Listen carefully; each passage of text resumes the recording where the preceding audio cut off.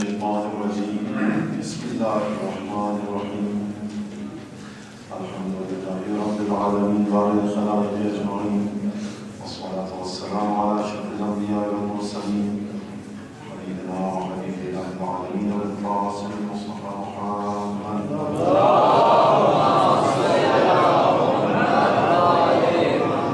والصلاة والسلام على أهل بيته الطيبين الطاهرين الأئمة الميامين لا سيما بقية الله في الأرض والنعم الدائم على أعدائهم أجمعين من الآن إلى قيام يوم الدين.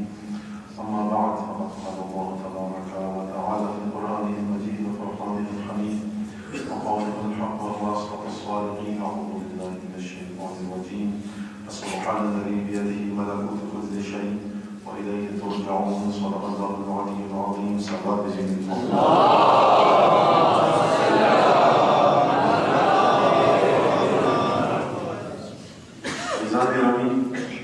توحید اور انسانی حیات کے ارتقاء کے حوالے سے جو باتیں جہاں تک مجھے پیش کرنی تھی یا جو میری ناقص عقل میں آئی اور میں نے آپ کے سامنے پیش کر دی، اب آپ نے میری ناقص عقل کے مطابق جو آیات کی تفسیر، تعویل یا تشریح سنی اسے آپ اپنی کامل مکمل قبول کے ذریعے اور اس پر سوچیے، سمجھیے، تفکر کیجیے، یقیناً آپ کے سامنے نئے نئے ابواب کھلیں گے۔ بارہ طریقہ موجود ہیں ان کے سامنے میں کی اجازت سے لب کشائی کرنے کی ضرورت کر رہا ہوں۔ تو عزیزان گرامی دیکھیے، ہمارا جو موضوع تھا جہاں تک بھی گفتگو ہونی تھی وہ ختم ہو گئی۔ خلاصہ اس کا 4-5 منٹوں میں آپ کے سامنے پیش کروں گا، زیادہ نہیں، 5 منٹ شاید لگیں گے، اس سے بھی کم، اور پھر اپنی گفتگو کو آج کے حوالے سے ہم آگے بڑھیں گے۔ حیات کا ارتقاء توحید کے سائے میں ہوتا ہے، توحید کے علاوہ حیات کا ارتقاء نہیں ہوتا۔ ایک اور ارتقاء میں نے آپ کو بتایا کہ ہر انسان جو اس دنیا میں آتا ہے اسے مرنا ہے، ہر انسان کو موت آنی ہے۔ دشمنان اہل بیت جو تھے وہ بھی اس دنیا سے چلے گئے اور خود اہل بیت علیہ السلام بھی اس دنیا سے چلے گئے، لیکن ہم یہ کہتے ہیں کہ ان کی حیات عجیب انداز کی ہے، وہ شہید ہیں، اللہ کے نام میں مارے گئے ہیں۔ قرآن کی آیت ہے آل عمران کی بقرہ کی کہ انہیں مردہ مت کہو، یہ زندہ ہیں۔ اور پھر میں نے عرض کیا آپ کی خدمت میں کہ جو شخص جہنمی ہے، جو شخص برزخ میں جس کو عذاب ہو رہا ہے، زندہ وہ بھی ہے، لیکن قرآن ایک عجیب انداز سے صرف اللہ کی راہ میں مارے جانے والوں کو کہہ رہا ہے کہ دیکھو انہیں مردہ مت کہو، یہ زندہ ہیں، پروردگار کی بارگاہ سے رزق پاتے ہیں۔ تو پھر میں نے عرض کیا دیکھیے، شیعہ یزید اور جتنے بھی دشمنان اہل بیت ہیں، جتنے بھی جہنمی لوگ ہیں، انہیں بھی ایک رزق مل رہا ہے پروردگار کی جانب سے، انہیں عذاب کا رزق مل رہا ہے۔ تو دیکھیے، رزق فاسق کو بھی مل رہا ہے، رزق مومن کو بھی مل رہا ہے۔ رزق کا مطلب کیا ہے؟ جو پروردگار کی جانب سے ایک چیز پہنچے، عطا ہو، اسے کہتے ہیں آپ رزق۔ دولت اگر حلال طریقے سے کمائی جائے رزق ہے نا؟ اگر اچھی اولاد ہو وہ رزق ہے، نیک اور صالح زوجہ نصیب ہو وہ رزق ہے، وسعت دار گھر وسیع ہونا یہ ایک رزق ہے، زندگی کے اندر اچھی چیزیں ملنا رزق ہے۔ لیکن زندگی میں جو مشکلات آتی ہیں یہ بھی خدا ہی کی جانب سے آتی ہیں۔ لیکن یہ اور بات ہے کہ معصومین نے اس کا سبب کیا بتایا کہ جیسا کہ جناب مولا کائنات علیہ السلام نے فرمایا،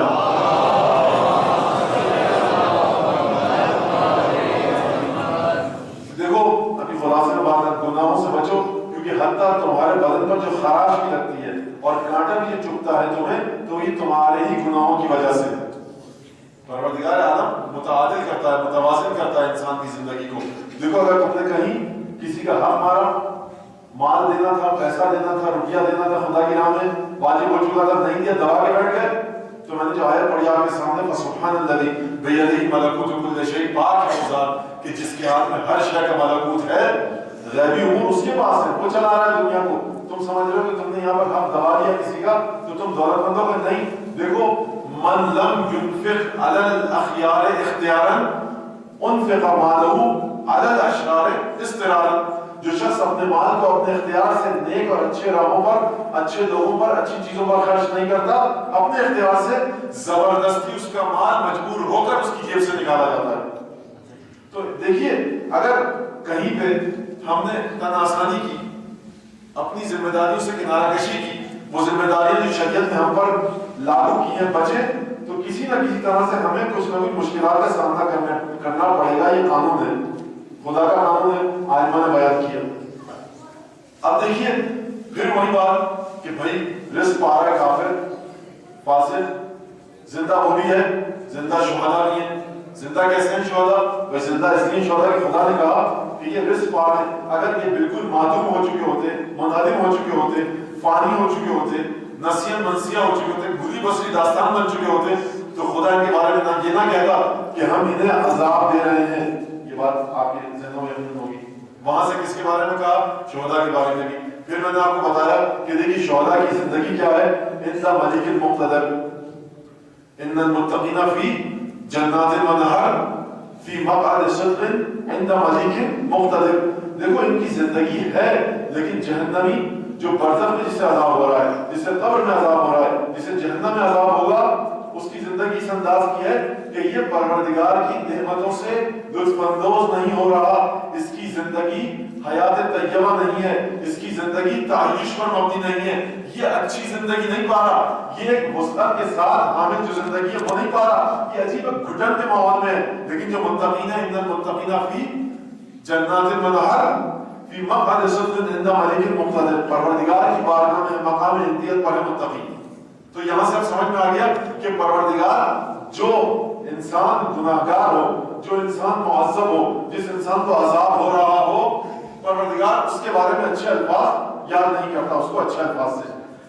اب یہاں سے ایک اور چیز آپ کے سامنے میں پیش کروں. عزیزان گرامی دیکھیے، قرآن نے یہ ارشاد ہوا سورہ احزاب میں، انما المؤمنون اخوہ، صرف اور صرف مومنین بھائی بھائی ہیں. اور میں نے یہ حدیث بھی آپ کے سامنے پڑھی کہ یا علی انت اخی فی الدنیا والآخرہ. یہ خلاصہ میں پیش کر رہا ہوں آپ کے سامنے کہ اے علی تو میرا بھائی ہے دنیا میں بھی اور آخرت میں بھی. اچھا، یہ مومن ایک دوسرے کے بھائی بھائی کیوں ہیں؟ یہ مومن خود آیت پر آ رہی ہے اگر توجہ کی جائے. یہ مومن اس لیے بھائی بھائی ہیں کہ دیکھو مومنین میں ایک رشتہ ہے، ایک تعلق ہے ایمان کا، جس کی وجہ سے یہ مومن ایک دوسرے کے بھائی ہیں. جو پنڈی میں رہتا ہے اگر وہ مومن ہے تو جو کراچی میں رہتا ہے وہ مومن ہے. قرآن کا اعلان ہے پنڈی میں رہنے والے، اسلام آباد میں رہنے والے، تو نے اپنے اس مومن کو نہیں دیکھا جو کراچی میں ہے، لیکن میں کہہ رہا ہوں تیرا بھائی ہے. جو یہاں پہ رہ رہا ہے ملک کے مرکز میں، جو چاہے شمالی راجات کی پہاڑیوں میں رہے یا سندھ اور چولستان کے میدانوں میں رہے یا صحراؤں میں رہے یا سمندر کے کنارے سندھ کی پٹی پر رہے، اگر وہ مومن ہے تو وہ بھائی بھائی ہے. اور ایک دفعہ قرآن نے اور آگے بڑھ کر اس دائرے کو پھیلایا. دیکھو جغرافیے کی حدود سے نکل کر باہر آؤ. اگر وہ شخص نہ جس کی نسل تم سے ملے، نہ جس کی زبان تم سے ملے، نہ جس کی ثقافت تم سے ملے، اگر وہ مومن ہے تو تمہارا بھائی ہے.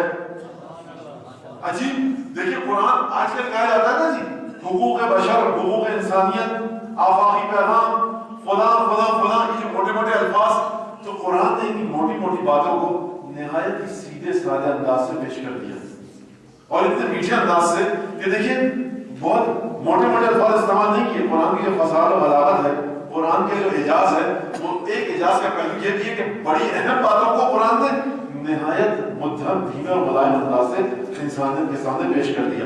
انما المؤمنون اخوہ، اس میں ایمان کی خصوصیت کو بھی لے آیا قرآن، انحصار کو بھی لے آیا، صرف اور صرف مومنین، اور اخوہ بھائی چارہ برادری کو بھی لے آیا. اچھا اب دیکھیے حیات سمجھ میں آ گیا نا کہ جہنمی جو ہے ان کی حیات کس طرح کی ہے، متقین کی حیات کس طرح کی ہے. اچھا ایک سوال اب آپ سے، اور قرآن کی خدمت میں ایک سوال کہ عزیزان گرامی، انما المؤمنون اخوہ، مومن آپس میں بھائی بھائی کیوں ہیں؟ اس لیے بھائی بھائی ہیں کہ ان میں ایمان کا رشتہ ہے. اچھا جب ایمان کا رشتہ ہے تو دیکھیے عجیب انداز ہے. ایمان ایک نور کا نام ہے، ایمان ایک روشنی کا نام ہے. جو روشنی اس کمرے میں ہے اگر وہ روشنی ہے، تو جو روشنی کسی گھر میں ہے وہ روشنی ہے. مثال دے کے سمجھا رہا ہوں، قرآن کا اعلان یہ ہے کہ دیکھو روشنی سے روشنی، نور سے نور، نور ایک دوسرے کے بھائیوں کی منزل پر ہے، برادری کی منزل پر ہے. اچھا نور کی ضد کیا ہے؟ نور کا متضاد کیا ہے؟ نور کا مخالف کیا لفظ ہے؟ اندھیرا. اندھیرے کی حقیقت ایک سی ہے، لیکن قرآن یہ نہیں کہہ رہا کہ دیکھو انما الکفار اخوۃ، دیکھو کافر بھائی بھائی ہیں. اگرچہ امریکہ میں بسنے والا اگر کافر ہے اور جو پاکستان میں بسنے والا وہ کافر ہے، لیکن قرآن اگرچہ ان کی صفت ایک سی ہے، صفت کفر، لیکن قرآن کی نظر میں دیکھیے بڑی توجہ کیجیے گا، قرآن کی نظر میں ان کا ٹھکانہ ہے جہنم. قرآن کی نظر میں انہیں عذاب دیا جائے گا. خدا کی بارگاہ سے جو مشرک ہے اسے عذاب ملے گا، برزخ میں معذب، آخرت میں معذب. اب اس کی شرائط ہے، یہ نہ کہیے گا کہ مولانا جس تک پیغام نہ پہنچا وہ سب باتیں واضح ہیں، ان میں ابھی میں نہیں جانا چاہتا. कुफार कुफ्र के रिश्ते में एक दूसरे से जुड़े हुए हैं दुनिया में। अभी एक से ना, खुदा को नहीं मानेंगे, नबी करीम को नहीं मानेंगे, कुरान को नहीं मानेंगे, क़यामत को नहीं मानेंगे, जो इनका इनकार कर दे वो काफिर है। लेकिन कुरान सिर्फ मोमिनीन को एक रिश्ते में मुंसलिक करके कह रहा है कि वो इन्नमल मोमिनून इख्वा। खबरदार, पूरे कुरान में ये आयत कहीं नहीं है कि इन्नमल कुफ्फारो इख्वतुन, काफिर भी भाई भाई हैं। यानी क्या मतलब? यानी ये है तो कुफर के रिश्ते में मुंसलिक, लेकिन कुरान इन्हें भाई भाई नहीं कह रहा। एक अजीब इसका नुक्ता है, वो इंशाल्लाह फिर अगली तकरीर में यहाँ तक आप कहा मेरे साथ साथ आ गए तो देखिए और आगे जरा बात को लेके जाना है। तो ये कुरान इस दुनिया की जिंदगी को अजीब अंदाज से पेश करता है, उस दुनिया की जिंदगी को अजीब अंदाज से पेश करता है। कुरान की निगाह में देखो, अगरचे तुम रंग, नस्ल, जबान, सकाफत के लिहाज से मुख्तलिफ हो, लेकिन अगर रिश्ते ईमान से मुंसलिक हो तो तुम हमारी नजर में भाई भाई हो। यानी कुरान ये ऐलान करके बताना चाहता है कि देखो, अपने मोमिन भाई के दुख दर्द में काम आओ, क्योंकि उम्मत की बरादरी की खुसूसियत ये है। तवज्जो है ज़ानी गिरामी? अच्छा, जब यहाँ तक अगर अब बात आ गई तो अब हमें ये देखना पड़ेगा कि देखिए ज़ानी गिरामी, फिर दोबारा दोहराऊं इस बात को कि जिंदगी और हयात की बात हो रही है। है बात या नहीं? हयात और जिंदगी, तौहीद और इंसानी हयात का इर्तिकाब। और फिर वो जुमला फिर आपके ज़हनों से हरगिज महव ना हो जाए, मिट ना जाए कि साहब हर जिंदगी का इर्तिकाब, हर मौजूद का इर्तिकाब खुदा की वहदानियत के साए में ही है। खुदा ने हर चीज को खल्क किया है, खुदा हर चीज का खालिक है, खुदा रिज़्क़ देता है। तो हमने ये क्यों कहा इंसानी हयात का इर्तिकाब? तो यहाँ तक बात आ गई थी ना कि देखिए इंसानी हयात का इर्तिकाब असल में तौहीद के साए में है। अगर तौहीद से आप बाहर निकल गए तो फिर लाख आप तरक्की करते जाइए, इंसानी हयात का इर्तिकाब आपको वहां नहीं मिलेगा। लाख आप तरक्की कीजिए, चांद गाड़ी बना लीजिए, आप चांद पर पहुंच जाइए, आप तरक्की कर रहे हैं, लेकिन इंसानी हयात का इर्तिकाब आप में नहीं है। क्यों? क्योंकि उन्वान हमने ये रखा था कि इंसानी हयात का इर्तिकाब, यानी इंसान की हयात इतनी तरक्की करे, इतनी तरक्की करे कि उसे हम ये कह सकें कि ये इंसानियत के मरहले पर फाइज है और तरक्की करते करते ये इंसानियत की मेराज पर आ गया है। आप लाख गाड़ियों में बैठिए, चांद गाड़ी पर बैठिए, इंसान बड़ी से बड़ी इजादात कर ले, लेकिन अगर उसकी सिफात हैवानों की तरह है तो दर हकीकत वो हैवान है, इंसान नहीं। यही तो आवाज दी ना कुरान ने, उलाइका कल अनआम बल हुम अज़ल, ये चौपायों की तरह है बल्कि उनसे भी बदतर और गुमराहतर। ये कुरान का ऐलान था। अच्छा गिरामी, अब हमें देखना है कि हयात, और सबसे बड़ी हयात हमने किसकी साबित की थी? हमने कहा नबी करीम की हयात है। ये नबी करीम की हयात उस मरहले पर है कि अगर तुम्हें हयात की तरक्की चाहिए तो देखो इस नबी की बातों पर अमल करो।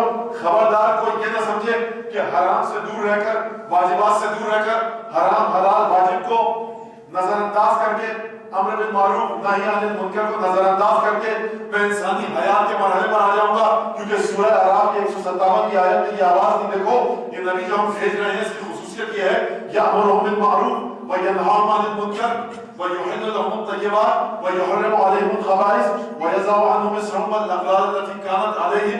देखो तुम्हें तुम्हारी तमाम कैदों से आजाद करेगा ये नबी। ये बस समझ लेना कि ये नमाज रोजा करवाने वाला नबी है, ये मस्जिद और मेहराब की हद तक तुम्हें महदूद करने वाला नबी है नहीं। ये यज़अउ अन्हुम इसरहम वल अग़लाल लती कानत अलैहिम, ये नबी तुम्हें हर किस्म की कैद, बंद और सौगतों से निजात दिलाएगा। जब इस नबी के रास्ते पर चलोगे, जब इस नबी के अमल के मुताबिक अमल करोगे, बस अब यहाँ से मेरी आज की तकरीर शुरू हो रही है। तुम जब इस नबी के अमल के मुताबिक, तुम जब इस नबी के हुक्म के मुताबिक अमल करोगे, जब तुम हयात तैयबा के मरहले पर फाइज होगे, इंसानी हयात के मरहले पर फाइज होगे, और तब कहीं जाकर अगर तुमने इस नबी की सीरत पर अमल किया, नबी की बातों को माना, तब जाकर तुम्हारी गर्दन से वो तौब उतरेंगे, तुम्हारे पांव से बेड़ियां निकलेंगी, तुम्हारे हाथों से वो हथकड़ियां निकलेंगी। जब जाकर तुम परवास कर सकोगे, जब आजाद हो जाओगे, जब ही तो परवास कर सकोगे, जब ही तुम्हारी हयात का इर्तिका होगा। बस यहां तक आ गई बात जिंदगी की।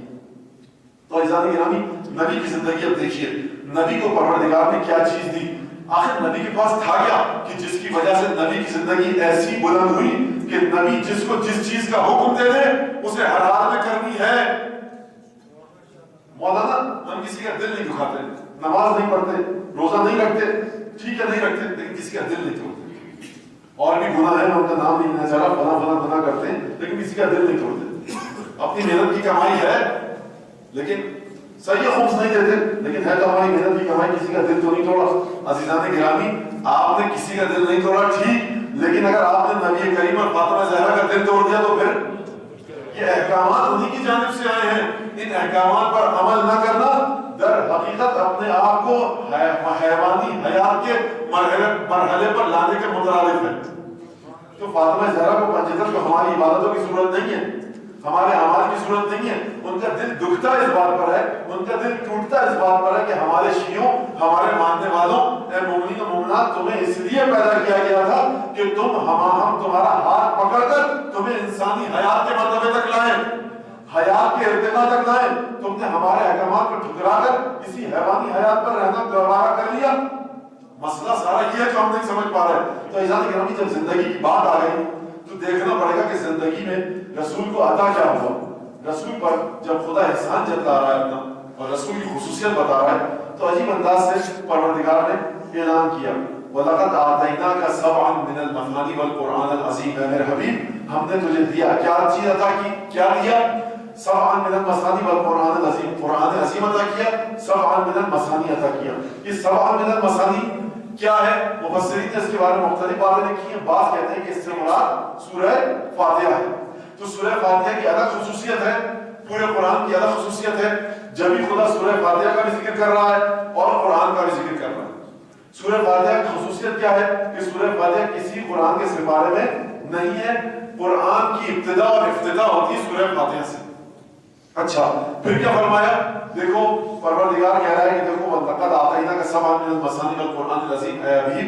اے حبیب، ہم نے تجھے سبعًا من المثانی یعنی سورہ فاتحہ عطا کی اور ہم نے تجھے قرآن عظیم عطا کیا. اور اسی طرح سے ارشاد فرمایا وَكَانَ فَضْلُ اللَّهِ عَلَيْكَ عَظِيمًا. اے میرے حبیب، ہم نے تجھے وہ کچھ سکھایا جو تو نہیں جانتا تھا. اور اس کے بعد اسی طرح سے سورہ اقراء، سورہ رحمان، تمام کی آیات اگر پڑھنے لگے یہاں پر جو آپ کے ذہنوں میں بھی ہیں تو وہ صرف آیات کی تفصیل ہوگی. لیکن میں چاہتا ہوں کہ آپ اسی نقطے پر مرکوز رہ کر اپنی توجہ کو، بحث کو اور اپنی گفتگو کو آگے بڑھائیں. عزیزان گرامی، پاس یہ سمجھ میں آیا کہ ہم نے اپنے حبیب کو جو قرآن دیا یہ بڑی اہم چیز تھی. زندگی میں اگر حبیب کو کوئی چیز ملی تو وہ قرآن تھا. حیات کے بارے میں ہماری گفتگو ہے نا، اور توحید. تو توحید مقام وحدانیت سے، مقام الوہیت سے، پروردگار کی جانب سے، خدائے وحدہ لا شریک کی جانب سے جب نبی کو قرآن عطا کیا گیا تو پروردگار نے یہ کہا کہ ہم نے تجھے قرآن عظیم عطا کیا گیا، ہم نے تجھے قرآن عظیم عطا کیا اور یہ ہمارا جس پر احسان ہے. لہجہ آیت کا یہ ہے کہ ایک طرح سے احسان جتلایا جا رہا ہے، نعمتوں کو گنوایا جا رہا ہے. لَقَدْ آتَيْنَاكَ سَبْعًا مِنَ الْمَثَانِي وَالْقُرْآنِ الْعَظِيمِ.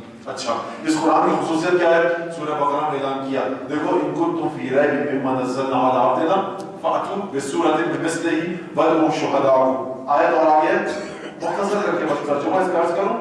اگر دیکھو تمہیں شک ہے ہمارے زمین پر جو قرآن نازل ہوا ہے کہ یہ خدا کی طرف سے ہے، یہ اپنی طرف سے گڑھ کے لے آیا ہے، تو ایک کام کرو، تم ایک سورت لے آؤ. جیسی قرآن کی سورت کون سی ہے؟ قرآن کی سورہ بقرہ بھی قرآن کی سورت ہے نا، 200 سے زیادہ آیتیں ہیں، 2 سپاروں سے پھر مشتمل ہے تقریباً. اور قرآن کی سب سے مختصر ترین سورت سورہ کوثر ہے نا، کوثر. تو قرآن نے یہ نہیں کہا، خدا نے یہ نہیں کہا کہ دیکھو سورہ بقرہ جیسی نہیں لا سکتے، بڑی لمبی چوڑی سورت ہے، بڑی مضبوط. نہیں، قرآن نے کہا فَأْتُوا بِسُورَةٍ مِّن مِّثْلِهِ، ایک سورت لے آؤ جیسی، چاہے بقرہ جیسی چاہے سورہ کوثر جیسی. طویل ترین سورت، مختصر ترین سورت لے آؤ. وَادْعُوا شُهَدَاءَکُم، اپنے جو تمہارے گواہ ہیں وہ بھی لے آؤ خدا کے علاوہ. لیکن اگر تم اپنے دعوے میں سچے تو کر کے دکھا دو. اور پھر اسی طرح فرمایا فَأْتُوا بِعَشْرِ سُوَرٍ مِّثْلِهِ مفتریات، اگر تم چاہتے ہو تو 10 سورتیں ایسی لے آؤ، اپنی طرف سے گھڑ کے جعلی صورتیں بنا کے قرآن کے چڑھوا 10 صورتیں لے آؤ، کوئی سی بھی. انا آتینا لے آؤ، قل هو اللہ لے آؤ، چھوٹی بڑی کوئی سی بھی 10 صورتیں لے آؤ. 10 نہیں لا سکتے؟ اچھا، ایک صورت لے آؤ، لوگ نہ لا سکے. اگر لائے بھی تو تاریخ میں عجیب مضحکہ خیز اور لطیفے والی صورتیں نقل کی ہیں. یا ضابطہ بالتصابتین دقیق ہم تلقین نصفہ کا فی الماء و نصفہ کا فی التین لرماء بہترین والے شارع کم نہیں ہے. اے مینڈکی جو 2 مینڈکوں کی اولاد ہے. اب یہ دیکھیے، یہ لطیفے کے طور پہ نہیں، یہ قرآن کا معجزہ ہے. بہرحال اس میں لطیفہ کیا، میں کیا کروں. نہ تو پانی پینے والے کو پانی سے روکتی ہے، نہ پانی کو گدلا کرتی ہے. تجھے ٹرلانا جتنا ٹرلاتی رہے نہ تو پانی پینے والے کو پانی پینے سے روکتی ہے، نہ جب مینڈک پانی ہوتا ہے نہ پانی کو گدلا کرتا، ٹرلاتا رہے جتنا ٹرلانا ہے تجھے. اب اس میں دیکھیے کیا فساد ہے، کیا بلاغت ہے، کس بات کی طرف اشارہ کیا جا رہا ہے. اور ایک وہ آیت جو میں نے آپ کے سامنے سورہ مریم کی پڑھی، دیکھیے بڑی عجیب لطیف آیت، بڑی ملائم آیت، بڑی میٹھی آیت. ذکر و رحمت ربک عبدہ زکریا اذ نادى ربہ نداء خفیا. وہ وقت یاد کرو رحمت پروردگار نے جب زکریا کو یاد کیا. کتنی پیاری آیت. قل یا ایھا الکافرون، اسی طرح سے پڑھتے رہیے آپ. لو انزلنا هذا القرآن على جبل لرأيته خاشعا متصدعا من خشية الله. اب یہاں پر کوئی میرا دوست محترم سننے والا یہ نہ کہتا کہ مولانا دیکھیے ممبر فضائل بھی دی ہے، فضائل نہیں پڑھا قرآن پہ چلے گئے، ہمیں قرآن کی کیا ضرورت. میرے بھائی رسول تو کہہ کے گیا تمہیں قرآن کی بھی ضرورت ہے اور اہل بیت کی بھی. تو اپنے رسول کی بات کو سنوں یا اپنے کسی محترم معزز سننے والے کی، تو دیکھیے یہ باتیں یہیں سے پیش کی جانی ہیں. قرآن کی فصاحت اور بلاغت، قرآن کے اندر اسرار، قرآن کے وہ راز، قرآن نے جن چیزوں کی طرف اشارہ کیا، قرآن میں آخر خصوصیات کیا ہیں. یہ اگر ممبر اس ممبر سے نشر نہ ہو جو ممبر اہل بیت سے متعلق ہے تو پھر کہاں سے نشر ہو؟ تو ایسا نہیں کرنا. دیکھیے قرآن کا جواب نہ لا سکے، اگر لائے بھی تو ایسا مینڈک پر شروع ہوئی، ٹرلانے پر وسط میں آئے، اور پانی پینے اور پانی کو گندا کرنے کی بحث پر گفتگو ختم کر دی. تو دیکھیے یہ حال تھا فصحاء عرب کا، بلغاء عرب کا. اور یہ صرف زمانے جاہلیت میں ہی نہیں تھا. ولید کہ جو فصحاء میں سے مانا جاتا تھا، جب قرآن اس کے سامنے آیا تو اس نے کہا مجھے سوچنے دو کہ میں اس کے بارے میں کیا جواب دوں. اور پھر اس نے کہا کہ یہ کہہ دو کہ یہ جادو ہے، کیونکہ واقعی قرآن میں ایک سحر آمیز اثر ہے. اب یہاں پر وہ جو قرآن مصری قرآن پڑھے ہیں، قرآن کے وہ حصے جا کر سنیے آپ. عربی اگر نہ بھی آتی ہو انسان تو دل پر اثر ہوتا ہے. بہرحال اس کی آپ کہیں اور گفتگو نہ چلی جائے، میں ڈرتا ہوں جو چیز سوچ کے ہیں وہ ہاتھ سے کہیں نہ نکل جائے. تو ایسا نہیں کہہ رہا ہوں، یہ قرآن کی حیثیت، یہ قرآن کا مرتبہ، یہ قرآن کی فصاحت و بلاغت. زمانے جاہلیت میں کس کا جواب نہ لا سکے. جب معلقات سبع کو رکھا گیا، خانہ کعبہ میں آویزاں کیا گیا، تو تب بھی قرآن کی فصاحت و بلاغت بھاری رہی. اسی طرح سے قرآن کا ایک جملہ ہے لَکُم فِی الْقِصَاصِ حَیَاتٌ یا اُولی الْأَلْبَاب، اے صاحبان لب، صاحبان عقل و شعور، قصاص میں تمہارے لیے زندگی ہے. اس جملے کے اوپر فصحاء اور بلغاء عرب نے بڑی بحث کی کہ قرآن کا جملہ، قرآن کی آیت ہر لحاظ سے فصیح اور بلیغ ہے، اسی طرح کے عرب کے دوسرے ملتے جلتے جملوں سے. قرآن کی فصاحت و بلاغت نہ زمانے جاہلیت میں اس کا جواب لا پائے، حتیٰ امام جعفر صادق علیہ السلام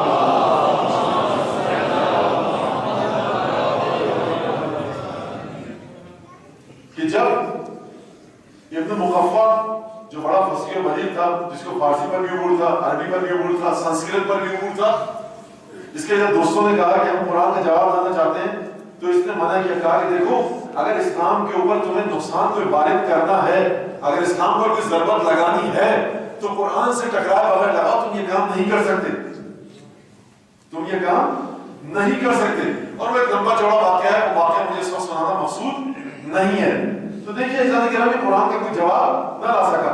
کیوں نہ لا سکا؟ کیونکہ پروردگار، بڑی توجہ کیجیے گا، کیونکہ پروردگار اس قرآن کے ذریعے اپنے حبیب کو تمام انبیاء پر فوقیت عطا کرنا چاہ رہا ہے. اگر اس قرآن کے ذریعے، جس قرآن کے ذریعے پروردگار اپنے حبیب کو تمام انبیاء پر فوقیت عطا کرنا چاہ رہا ہے، اگر اس کا جواب کوئی کافر یا مسلمان لے آئے، کوئی عرب یا غیر عرب لے آئے، تو پھر وجہ فوقیت ختم ہو جائے گی. عزیزان گرامی دیکھیے، وہ خدا یہ کہہ رہا ہے وَكَانَ فَضْلُ اللَّهِ عَلَيْكَ عَظِيمًا، اے حبیب تجھ پر جو خدا کا فضل تھا یہ بڑا عظیم فضل تھا، ہے نا بات. اچھا اسی قرآن کے بارے میں لیکن یہی قرآن جو تھا عجیب انداز سے سورہ آل عمران میں آواز دی، اے میرے حبیب دیکھو ہم نے لقد انزلنا علیک، ہم نے تجھ پر اس کتاب کو نازل کیا. اس کے اندر کیا ہے؟ آیات نازل کی. اور اس کتاب کے اندر، اس کتاب کی آیات کے اندر خصوصیت یہ ہے کہ اس کے اندر آیات محکمات بھی ہیں، منہ آیات محکمات ہن ام الکتاب و اخر متشابہات. دیکھ حبیب ہم نے جو تجھ پر یہ فضل عظیم کیا نا، بڑی توجہ کیجیے گا. مجھے اپنی گفتگو کے آخر میں ایک حدیث پڑھ کر میں اپنی پوری گفتگو کو سمیٹ دوں گا آپ کے سامنے. حبیب ہم نے جو تجھے یہ قرآن عطا کیا نا انزلنا علیک کا, ہم نے تجھ پر اس قرآن کو نازل کیا جو اس میں کیا ہے منہ آیات و محکمات, اس میں مضبوط اور محکم آیات بھی ہیں. بتایا نہیں کون سی ہیں, یہ نہیں بتایا قرآن نے, لیکن یہ کہا کہ دیکھو یہ محکم آیات ہے نا, ہن ام الکتاب, یہ ام کتاب ہے, یہ کتاب کی کیا ہے ماں ہے. ام کا مطلب ماں, یہ کتاب کی ماں ہے. اچھا دوسری قسم کی آیات کون سی ہے؟ وہ اخرى متشابہات, دوسری آیات متشابہات ہیں. ان متشابہات اور محکمات کی خصوصیت کیا ہے؟ بھئی محکم کا معنی تو واضح صاف سیدھی مضبوط سمجھ میں آنے والی آیت ہے جس کے بارے میں آپ کو بحث نہ کر سکیں, جس میں کوئی کسی مناقشے کی گنجائش نہ ہو. واضح آیات ہے, سیدھی صاف آیات ہے. اقیموا الصلاۃ, نماز قائم کرو. لا تأکلوا مما لم یذکر اسم اللہ علیہ, خبردار اس کو مت کھانا جس پر اللہ کا نام نہ لیا گیا ہو. سیدھی سیدھی آیت ہے یا نہیں؟ اچھا ٹھیک ہے. اب اس کے اندر جب آیات متشابہات کی بات ہوئی, اما الذین فی قلوبہم زیغ, دیکھو جن لوگوں کے دلوں میں زیر ہے, زنگ ہے, میل ہے, جن کے دلوں میں گندگی ہے, کجی ہے, ٹیڑھا پن ہے, جن کے دلوں میں ٹیڑھا پن ہے, فَيَبْتَغُونَ مَا, وہ ابتغاء کرتے ہیں, تھامتے ہیں کس کو؟ آیات متشابہات کو. وَيَبْتَغُونَ مَا تَشَابَهَ مِنْهُ ابْتِغَاءَ الْفِتْنَةِ وَابْتِغَاءَ تَأْوِيلِهِ, تو جن کے دلوں میں ٹیڑھا پن ہے نا, جن کے دلوں میں کجی ہے, توجہ کر رہے ہیں اسلام گرامی, جن کے دلوں میں کجی ہے, جن کے دلوں میں ٹیڑھا پن ہے, وہ ان آیات کو تھامتے ہیں, ان آیات کو پکڑتے ہیں کہ جو آیات متشابہ ہیں, اس لیے وہ یہ کام کرتے ہیں ابتغاء الفتنہ وابتغاء تأویلہ, یہ چاہتے ہیں اس کی تعویل کریں, ٹیڑھی میڑھی تعویل کریں اور اس کے معنی کو بگاڑ دیں جس کے ذریعے فتنے کو یہ زندہ کر سکیں. یہ فتنہ پرور لوگ ہیں, ہے نا بات؟ اچھا اب یہاں تک اگر بات آ گئی تو عزیزان گرامی دیکھیے, اگر اب یہ سوال انسان کے ذہنوں میں پیدا ہوتا ہے کہ پروردگار کتاب کو, قرآن کو تو نے ہدایت کے لیے بھیجا تھا.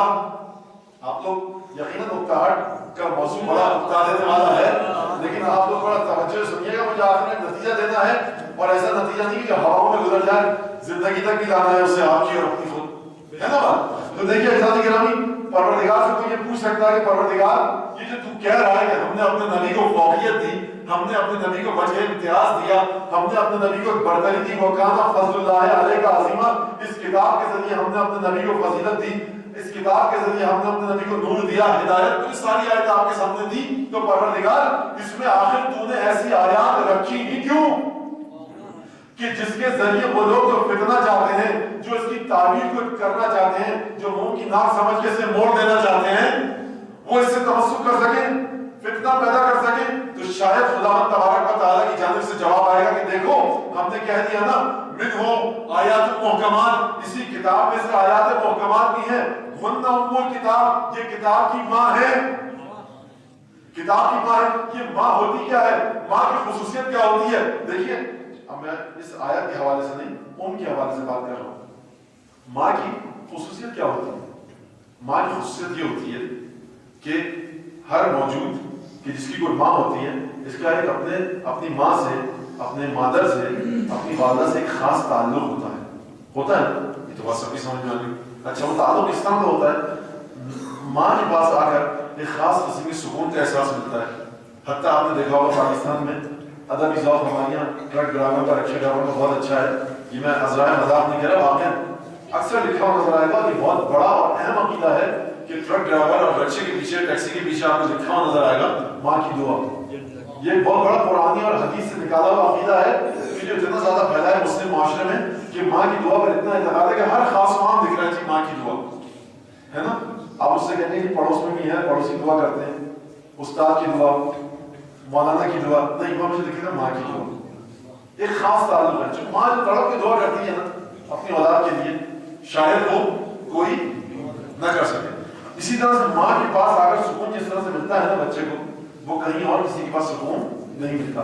تو ام القری اس لیے کہا گیا مکے کو کہ تمام کے تمام لوگوں کے لیے یہ مرکز ہے. حج کے موقع پہ تمام کے تمام مسلمان یہاں آتے ہیں. بعض نے کہا اس لیے ام القری کہا گیا کیونکہ مکے سے خانہ کعبہ کے نیچے سے زمین کو خدا نے پھیلایا 25 ذیقعد کا دن روزے دحب الارض, کہ جب زمین خانہ کعبہ کے نیچے سے پھیلی تھی. اب مختلف تعبیریں ام القری کی, لیکن ام کے معنی میں یہ بات آپ کی بھی سمجھ میں آ گئی ہوگی کہ یعنی ماں کا مطلب مرکز، تمام کے تمام دائرے کو اسی مرکز کی طرف آنا ہے. ٹھیک ہے، کتاب. تو شاید پروردگار کی طرف سے جواب آئے کہ دیکھو اس میں ہیں تو ایسی آیات کی جو متشابہ بھی ہیں اور محکم بھی، لیکن متشابہ پر وہ لوگ کہ جن کے دلوں میں کجی ہے وہ صرف متشابہ کو تھام کر بیٹھ جاتے ہیں فتنہ بڑھانے کے لیے، لیکن جن کے دلوں میں کجی نہیں ہے وہ آیات متشابہ کو الکتاب یعنی محکمات کی طرف پڑھ جاتے ہیں. تو قرآن کی ایک سنت سمجھ میں آ گئی کہ جب بھی کوئی آیت متشابہ ملے تمہیں اسے آیت محکمہ کی طرف پڑھ جانا پڑے گا. کیوں پڑھ جانا پڑے گا؟ کیونکہ قرآن نے خصوصیت بتا دی کہ دیکھو یہ تمہارے ہاتھ میں نہیں کہ تم پڑھتا ہو یا نہ پڑھتا ہو، یہ آیت خود بخود پلٹ رہی ہے محکم کی طرف. توجہ ہے بھائی. کا معنی کیا ہے بھائی؟ اگر آپ گائے کے بچے کو اس سے جدا کر دیجئے، گائے کو پھر آزاد کیجئے، بچے کو آزاد کیجئے، بچہ فوراً بھاگ کے اپنی، تو یہ آپ جتنا بھی دھکا دیجئے وہ خود جا رہا ہے. یعنی تم چاہو یا نہ چاہو یہ بچہ خود بخود اپنی ماں کے پاس جائے گا. تو سمجھ میں آیا کہ یہ جو آیات متشابہات ہیں ان کی تعبیر، ان کی بازگشت، ان کا رجوع آیات محکمات کی جانب ہے. اگر اس کے علاوہ کہیں اور تم رجوع کرو تو تم نے اس بچے کو کسی اور ماں سے منسلک کر دیا. یہ بچہ پرسکون زندگی نہیں گزار سکے گا. یہ آیت متشابہ اپنے صحیح معنی نہیں بتا سکے گی، تم گمراہ ہو جاؤ گے. دیکھو آیات امہات کتاب کی طرف جاؤ، ہن ام الکتاب. سمجھ میں آ گیا؟ ایک تکوینی اور قدرتی تعلق ہے. اچھا سمجھ میں آ گئی بات؟ دوبارہ جو تحریر کے شروع میں نے بات کی تھی عزیزان گرامی کہ دیکھیے کتاب ہے، ہن ام الکتاب، ماں کی طرف آنا ہے. یہ کتاب کی ماں ہے. کون سی آیات کتاب کی ماں ہے؟ آیات محکمات. متشابہات ماں نہیں ہے. متشابہات گویا اس بچے کی ماں ہے جسے لوٹنا ہے بات. اچھا اب یہاں تک جو بات آئی تھی شروع میں کہ دیکھیے جو میں نے شروع میں بات کری کہ انسان کو پروردگار نے جو کچھ دیا، اس انسانیت کو سب سے بڑی چیز جناب ختمی مرتبہ، ازل سے ابد تک ختمی مرتبہ سے بڑی کوئی چیز نہیں دی. حتیٰ اگر انسان جنت میں جائے گا بھی تو اسی ختمی مرتبہ کی پیروی کر کے، جہنم میں جائے گا تو اسی ختمی مرتبہ کی مخالفت کر کے. یہ ختمی مرتبہ کا مقام. برزخ میں اگر عذاب ہوگا تو رسول کے احکامات کی خلاف ورزی کر کے ختمی مرتبہ. اور ختمی مرتبہ کو جس انعام سے نوازا گیا وہ تھا قرآن. وَكَانَ فَضْلُ اللَّهِ عَلَيْكَ عظیمہ. حبیب تجھ پر بڑا خدا کا عظیم فضل تھا. تو بھائی دوبارہ آئیے اس چیز کی طرف. اس کا مطلب یہ ہے کہ جب پوچھا گیا حدیث آپ کے سامنے کہ بھائی رسول کا اخلاق کیا تھا ذرا بتائیے، رسول کا اخلاق کیا تھا؟ کہا کہ رسول کا اخلاق اب میں کیا بتاؤں کہ روزہ کس طرح رکھتے تھے، نماز کس طرح پڑھتے تھے، کیا کیا کیا کیا. مختصر یہ سمجھ لو کہ ان کا اخلاق جو ان کا خود تھا وہ مجسم قرآن تھے. حدیث سنیے نا آپ لوگ. یہ تو دس بستہ ادب سے ہاتھ جوڑ کے عرض کریں گے کہ بھائی آپ نے بہت اچھی بات کری. رسول کے اخلاق کی تعریف اس سے زیادہ نہیں ہو سکتی کہ رسول کا اخلاق اب میں کیا بتاؤں، مجسم قرآن تھا. تو وہی تو مشکل دگنی ہو گئی، مشکل دو چندان ہو گئی. اگر رسول کا اخلاق قرآن تھا تو قرآن کے اندر تو ایک مشکل پہلے سے موجود ہے کہ دیکھو قرآن کے اندر متشابہ بھی ہے، محکم بھی ہے.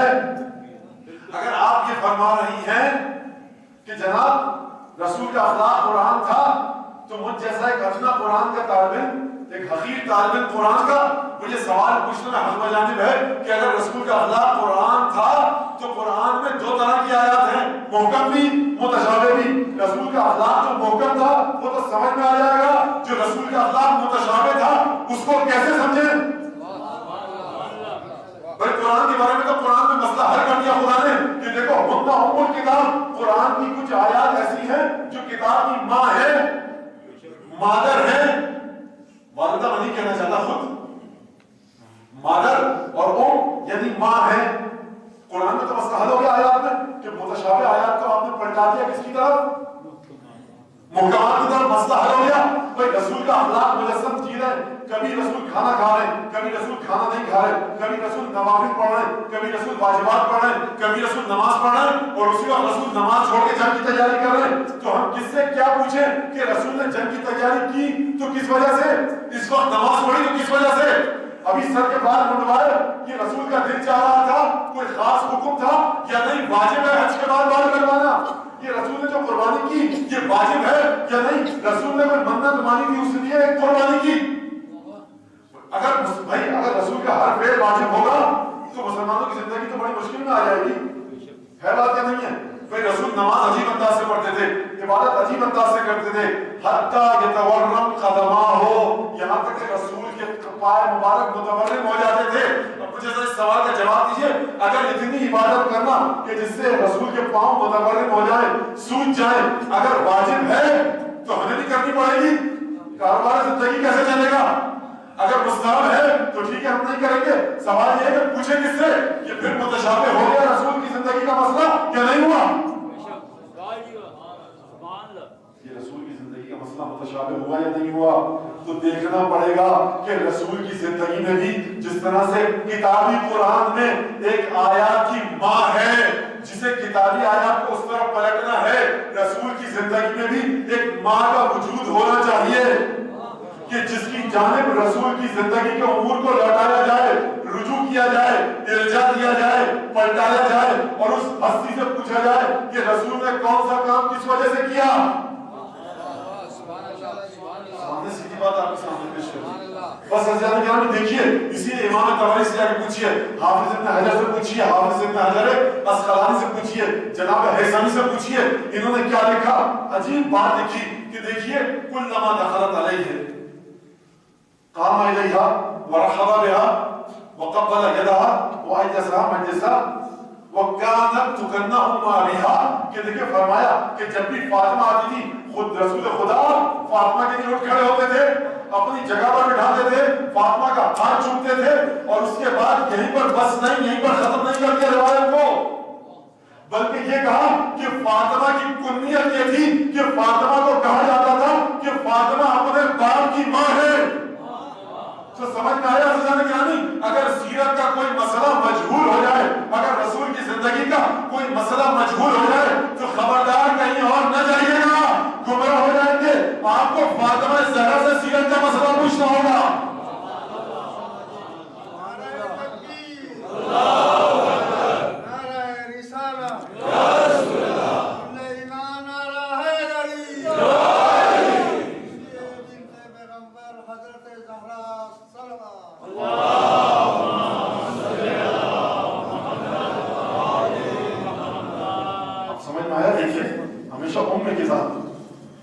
اچھا پوچھا گیا بھائی یہ تو بڑی غیر عقلی چیز ہے، عقل میں نہ آنے والی چیز ہے، کوئی بیٹی جو حقیقی بیٹی ہے کس طرح سے اپنے باپ کی ماں ہو سکتی ہے؟ تو بتایا امت تشریح کی کہ بھائی جس طرح سے رسول جب آتے تھے تبلیغ کے بعد تو کہیں سے پتھر کھا کر آتے تھے، کہیں سے پاؤں پائے مبارک میں کانٹے چبھتے تھے.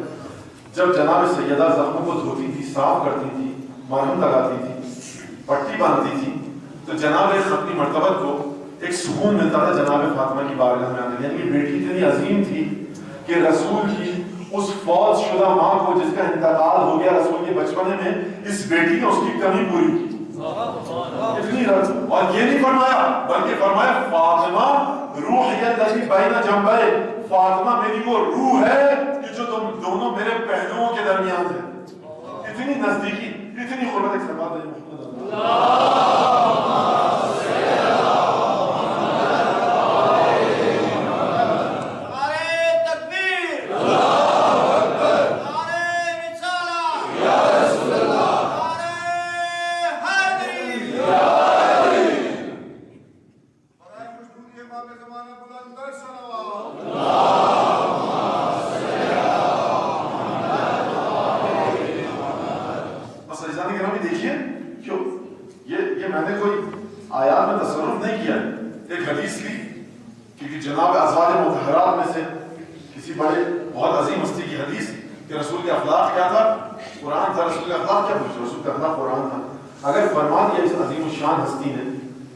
تاریخ میں جن کا نام بڑے درخشاں الفاظ سے ملتا ہے تو بھائی اگر اس ہستی نے فرما دیا کہ رسول کا اخلاق قرآن ہے تو بھائی جو قرآن کی خصوصیت ہے رسول کی خصوصیت ہونی چاہیے. تو دیکھیے تمام کتاب اب سمجھ میں آیا حضرات گرامی کہ رسول کی سیرت کے مخفی پہلو، رسول کی سیرت کے وہ پہلو جو سمجھ میں نہ آئے، رسول کی سیرت کے وہ پہلو کہ جو جن میں آپ کے سامنے سوال آئے، رسول کی سیرت کے مشکل پہلو ایک سے پوچھنے پڑیں گے. اسی لیے رسول جانتے تھے کہ میری سیرت کا علم یا قرآن کو ہے، اور قرآن میں تو یہی مسئلہ ہے کتاب بوخر متشابہات. تو رسول قرآن کو جب چھوڑ کر گئے تو ضرورت تھی کہ رسول قرآن کے ساتھ ایک ایسی ہستی کو چھوڑ کر جائیں جو مسلسل قرآن کی تفسیر بیان کرے. اسی لیے فرما دیا دیکھو جہاں تم میں جب میں جا رہا ہوں تو دو چیزیں چھوڑ کر جا رہا ہوں، ایک میری کتاب، دوسرے میرے گھر والے. ایک مجسد کتاب، مجسم کتاب، اور ایک مکتوب صورت میں کتاب. اگر مکتوب سمجھ میں نہ آئے تو مجسد کتاب کو دیکھ کر سمجھ لینا کہ کتاب کیا کہہ رہی ہے. بس یہی ہمارا نعرہ ہے، یہی ہم مذہب تشیع کا، مذہب شیعہ اثنا عشری کا یہی نعرہ ہے اور یہی نصب العین اور یہی قانون ہے کہ دیکھیے قرآن اور اہل بیت. یہ جو ہمارے بچے اکثر اگر سوال کرتے ہیں مولانا ذرا یہ بتائیے ماتم کرنا قرآن میں کہاں ہے؟ ہم نماز الگ الگ کر کے پڑھتے ہیں قرآن میں کہاں ہے؟ ساتھ کر کے پڑھیں قرآن میں کہاں ہے بات یا نہیں؟ یہ روزہ کیوں کھولتے ہیں قرآن میں کہاں ہے؟ حج یوں کرتے ہیں قرآن میں کہاں ہے؟ نماز ایسے پڑھتے ہیں قرآن میں کہاں ہے؟ بھائی قرآن تو خود کہہ رہا ہے، رسول خود کہہ رہا ہے، جو لانے والا ہے وہ خود کہہ کے جا رہا ہے. دیکھو قرآن صرف چھوڑ کے نہیں جا رہا، قرآن اور اہل بیت چھوڑ کر جا رہا ہوں. تو اب جو آ کر ہم سے یہ سوال کرے کہ آپ کے اعمال کی گواہی قرآن میں کہاں ہے، تو یہ دعویٰ ہے ہی غلط، کیونکہ رسول نے دعوے کے جواب کے لیے قرآن اور اہل بیت کو چھوڑ کر گئے ہیں. اب آپ کہیں گے منزلنا علیک الکتاب تبیانا لکل شیء، اے میرے حبیب ہم نے ایسی کتاب نازل کی کہ جس میں ہر چیز کا بیان موجود ہے. تو بھائی خدا نے یہ کہا کہ بیان موجود ضرور ہے، لیکن تمہارے لیے یا ہمارے نبی کے لیے یہ غلط بحث، یہ تمہارے لیے ہے یا نبی کے لیے ہے، یہ غلط بحث ہے. ایک گفتگو اب یہاں پر آ گئی تو کرتا چلوں بس مسائل کی منزل. عزیزان گرامی دیکھیے ایک مسئلہ ہے استخارے کا. قرآن سے علماء ہیں کرتے ہیں استخارہ، بتاتے ہیں موجود ہے، زندہ ہے، ہم نے اپنی آنکھوں سے دیکھا. آپ کی نیت بھی بتا دیں گے، جو کام ہے وہ بھی بتا دیں گے، نتیجہ بھی بتا دیں گے. اچھا ایک واقعہ سنتے جائیے بس. ایک عالم تھے، ان کا انتقال ہو گیا. اب کیونکہ انتقال ہو گیا اس لیے نام بھی دیا جا سکتا ہے، ورنہ تو یہ سمجھا جائے گا کہ مولانا ان کی ترویج تبدیل کرنے آئے ہیں. جناب محسنی ملائری پور میں ہوتے تھے، انتقال ہو گیا. ایک دفعہ کسی دروازے میں دستک دی، کہا قبلہ آیا ہے استخارے کے لیے. کہا کہ اچھا استخارہ دیکھا، کھولا، کہا آیت آئی. تو جو صاحب برابر بیٹھے تھے انہوں نے آیت دیکھی، کہا آیت آئی دیکھیے یہ جو مسئلہ ہے آپ کی لڑکی کا، آپ کے لڑکے کی شادی کا مسئلہ ہے، کہیں آپ نے رشتہ ڈالا ہے، کوئی لڑکی نظر میں رکھی ہے؟ کہا کہ جی. کہا کہ فوراً اقدام کر دیجیے، کیونکہ اگر یہاں سے اگر آپ نے دیر کی تو رشتہ کہیں اور ہو سکتا ہے، اور اگر دیر کر دی رشتہ کہیں اور ہو گیا تو آپ کو بڑا نقصان ہوگا. فوراً جائیے کام کر دیجیے، تفصیلات بھی بتا. کچھ دنوں بعد پھر ایک اور آدمی آیا، اس نے استخارہ دکھایا، آیت وہی آئی. کہا کہ خبردار اس کام کو انجام مت دیجیے گا، بڑا نقصان اٹھائیں گے.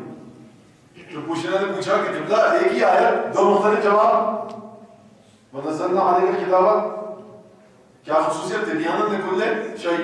تو بھائی وہی آیت میں 10 دفعہ کھول کے پڑھتا رہا ہوں، مجھ جیسا انسان نہیں سمجھ میں آئے گی. تو بیان ضرور ہے قرآن، لیکن کس کے لیے بیان ہے؟ ذالک الکتاب لا ریب فیہ ہدی للمتقین. بیان ضرور ہے لیکن اپنے قلب کو تقوی کے ریگمال سے، تقوی کے ریگمال سے، تقوی کے تیزاب سے، تقوی کے پانی سے، بس جو بھی آپ کہیے تیزاب کا نام دیا، ڈر مت جائیے گا، تقوی کے پانی سے دھونا پڑے گا. جب جا کر یہ کتاب آپ کو اسرار زندگی سکھائے گی. گناہوں میں جب تک انسان ڈوبا رہے گا قرآن نہیں سمجھ سکتا. وہی اعلان قرآن کا، اما الذین فی قلوبہم زیغ، جن کے دلوں میں کیچی ہے نا، جن کے دلوں میں ٹیڑھا پن ہے، جن کے دلوں میں زنگ ہے، وہ ہمیشہ فتنہ پروری کرتے ہیں ان آیات کے ذریعے جو آیات متشابہات ہیں. تو ایسا نہیں کریں کہ تقویٰ کو لانا پڑے گا دل میں، دل کو زنگ سے، معصیت سے پاک کرنا پڑے گا. تو بھائی ہے تو تبیان، لیکن کس کے لیے ذرا یہ سوچئے، رسول کے لیے، پنجتن کے لیے، 14 معصومین کے لیے، اور ان لوگوں کے لیے جو 14 معصومین کی سیرت پر عمل کریں۔ یہ وہ ہستیاں ہیں جو قرآن کھولیں تو آپ کو بتا دیں گے کہ نیت کیا ہے، سلسلہ کیا ہے، مسئلہ کیا ہے۔ آیت ایک ہے، جواب دو مختلف، اور جواب بالکل صحیح۔ تو یہ ہے ایسی ہستیاں، ہیں ایسی ہستیاں، اور ہیں ایسے لوگ، اور تھے ایسے لوگ، اور آتے رہیں گے۔ کیوں؟ کیونکہ سلسلہ ولایت علی بن ابی طالب کا مسلسل موجود ہے۔ جو ولایت کے راستے پر چلے گا اسے یہ انعامات ملیں گے۔ اب ولایت کے راستے پر چلنا کیا ہے یہ الگ بات ہے کہ صاحب حلیم کی دیگ پکا لی ہے کافی ہے، حلیم کی دیگ آپ کی محبت کی نشانی ہے عزیزان گرامی۔ لیکن ولایت کا راستہ بڑا طویل ہے، ہر گناہ سے بچنا پڑے گا، ہر واجب کو انجام دینا پڑے گا، چاہے آپ یہ کام کریں چاہے میں، ہم ولایت کے راستے پر ہیں۔ اب چاہے میرے سر پر کتنا ہی بڑا معاملہ کیوں نہ ہو، اگر میں حرام اور حلال کی پابندی نہیں کر رہا، واجب اور حرام کی پابندی نہیں کر رہا، اب کتنی ہی بڑی کیوں نہ ہو، کتنے ہی آپ ہاتھ چومیں، لیکن میں خط ولایت پر نہیں ہوں۔ معیار اہل بیت کی طرف سے آیا ہے، معیار قرآن کی طرف سے آیا ہے۔ بس عزیزان گرامی، تبیان لکل شیء ہر ایک کے لیے نہیں ہے، اس کے لیے ہے کہ جو متقی ہے، جو پاک ہے۔ اب یہاں پر مختلف سوالات ہیں، ان سوالات میں جانے کا وقت نہیں ہے، تو عزیزان گرامی سمجھ میں آیا کہ دیکھیے رسول کی سیرت اگر کسی سے پوچھنی ہے تو صرف اور صرف فاطمہ زہرا سے پوچھی جا سکتی ہے، یا ان ہستیوں سے پوچھی جا سکتی ہے رسول کی سیرت کہ جو ہستیاں فاطمہ کے ساتھ ساتھ ہیں، ہر مقام پر فاطمہ کے ساتھ ساتھ ہیں، جن کا نور اس دنیا میں فاطمہ کے ساتھ بنا، جن کا نور اس دنیا میں فاطمہ کے ساتھ ہے، جو اس دنیا میں فاطمہ کے ساتھ ہیں، وہ کون ہیں؟ متعدد مرتبہ آپ اس حدیث کو سن چکے، پروردگار انہم منی وانا منہم، میں ان سے ہوں یہ مجھ سے ہیں، یعنی یہ اہل بیت ہیں جو ام کتاب ہیں، یہ اہل بیت ہیں جو رسول کی سیرت بتائیں گے، یہ اہل بیت ہیں جو رسول کا عمل بتائیں گے۔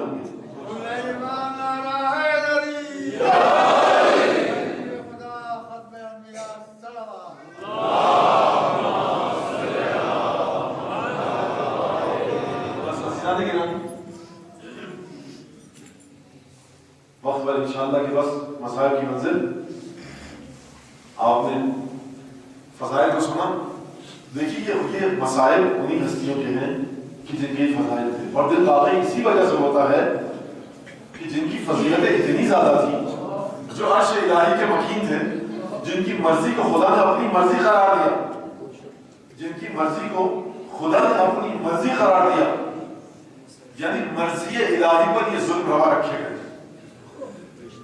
جس کے بتائے ہوئے راستے پر چل کر ہمیں جنت میں جانا تھا، جس کے بتائے ہوئے راستے سے دور ہو کر ہم جہنم میں جا سکتے ہیں، ان ہستیوں کے ساتھ جن کے دروازے پر جبرائیل آئے تو دستک دے کر آئے، جن کے دروازے پر جبرائیل آئے تو اجازت دے کر آئے۔ بس عزیزان گرامی 11 محرم گزر چکی، بڑے کٹھن ایام اہل بیت پر آپ نے بڑی عزاداری کی، گریہ کیا، آپ سکون سے اپنے گھروں میں موجود ہیں، کاروبار زندگی چل رہا ہے، فرش عزا پر بیٹھے ہیں، آپ کے پیروں کے نیچے فرش ہے، آپ کو ٹھنڈک نہیں لگ رہی، سروں پر چھت ہے، لیکن عزیزان گرامی دیکھیے ذرا دل کی نگاہوں سے کہ رسول زادیوں کے سروں پر اڑ اڑ کر صحرا کی خاک آ رہی ہے۔ رسول زادیاں عجیب کٹھن مراحل سے گزری ہیں۔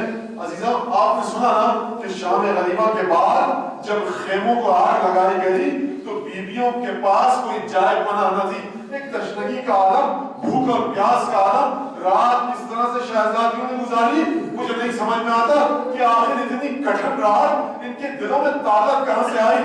وہ یتیم بچے، وہ بیوہ عورتیں، وہ بے آسرا عورتیں جو ابھی کچھ گھنٹوں پہلے، کچھ پہروں پہلے علی اکبر بھی موجود تھے، عباس بھی موجود تھے، قاسم اور محمد بھی موجود تھے، تمام بنی ہاشم موجود تھے، زہیر ابن حبیب ابن مظاہر موجود تھے۔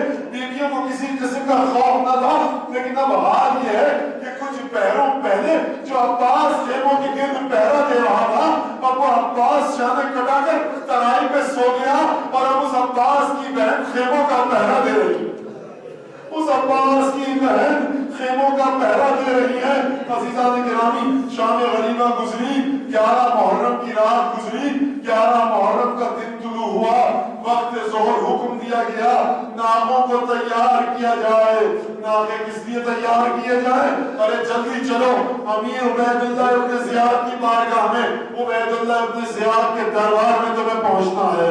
آپ نے گریہ کیا جناب سید آپ کو ان آنسوؤں کا اجر دیں. بس عزیزان گرامی جلد سے جلد عزیزوں اگر آپ کربلا سے کوفے کی جانب آئیں نا تو کوئی 2.5-3 گھنٹے کا سفر ضرور ہے.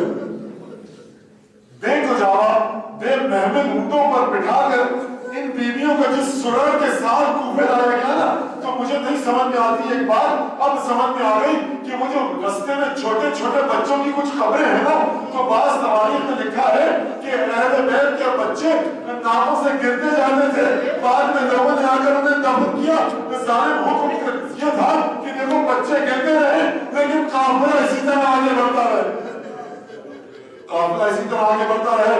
اچھا جب بیویوں کو بٹھایا گیا ہاتھ رسیوں سے باندھ دیے گئے, بے کجاوا بے محمدوں پر بیویوں کو بٹھایا گیا. مقصد مکرم کے الفاظ یہ ہیں بیویوں نے کہا اچھا ہمیں قیدی بنا کر لے جانا چاہتے ہو نا, ہمیں اسیر بنا کر لے جانا چاہتے ہو, ہم اسیر بننے کے لیے تیار ہیں, ہم قیدی بننے کے لیے تیار ہیں, لیکن ہماری ایک گزارش یہ ہے التجا یہ ہے کہ ہم نے عصر عاشور کے بعد سے اب تک عاشور کے دن سے اب تک اپنے شہیدوں کے جنازوں کا دیدار نہیں کیا.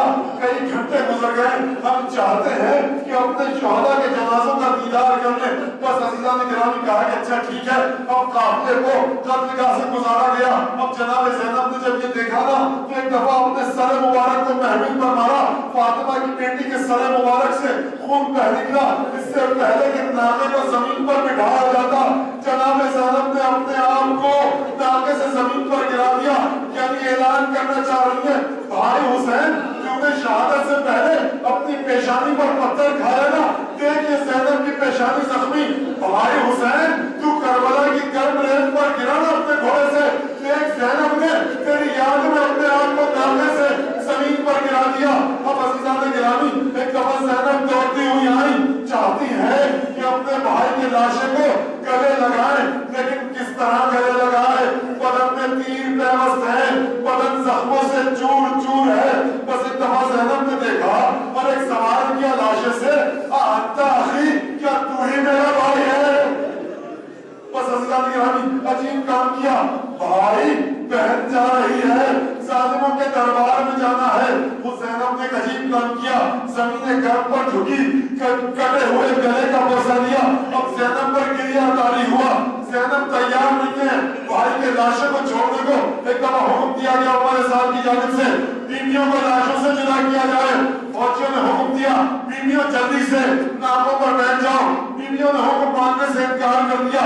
ایک دفعہ حکم دیا گیا اچھا جاؤ تازیاں میں ہاتھ میں اٹھاؤ, یہ رسول کی بیٹیاں ہیں.